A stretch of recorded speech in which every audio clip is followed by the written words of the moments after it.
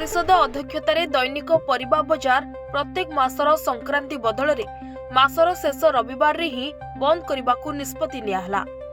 गजपति जिला सदर महकुमा पारलाखेमुंडी स्थित महाराजा कृष्णचंद्र गजपति दैनिक परिबा बजार संक्रांति दिन में परिबा विक्रय बंद उपरे सहरर बुद्धिजीवी महल रे जिला प्रशासन निकट अभियोग करथिले।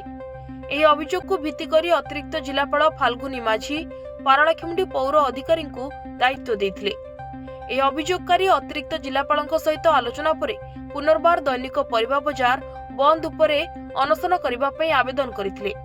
अतिरिक्त जिलापाल अभियोगकारी अनशन आवेदन को भित्ति करी पैठपालिका कार्यनिर्वाही अधिकारी को दायित्व देथिले। एही अवसर में पारलाखेमुंडी पौरपालिकार अध्यक्षा श्रीमती निर्मला सेठी एवं कार्यनिर्वाही अधिकारी श्री लक्ष्मण कुमार मुर्मू अध्यक्षतार सर्वसम्मतिक्रमे निष्पत्ति नियाଯାଇଛି जे संक्रांति दिन में दैनिक बजार बंद उपरे बैठक में उभय पक्ष तरफ आपस बुझामणा होइतिला।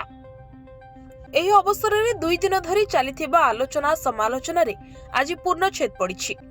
एही कि जे श्री कृष्णचंद्र गजपति दैनिक बजार व्यवसायी संघ पक्षरु निष्पत्ति नियाଯାଇଛି जे संक्रांति दिन में परिबा बिक्री बंद न करी या बदल रे प्रत्येक मासर शेष रविवार रे परिबा बिक्री बंद रहिबो बोली निष्पत्ति नियाଯାଇଛି।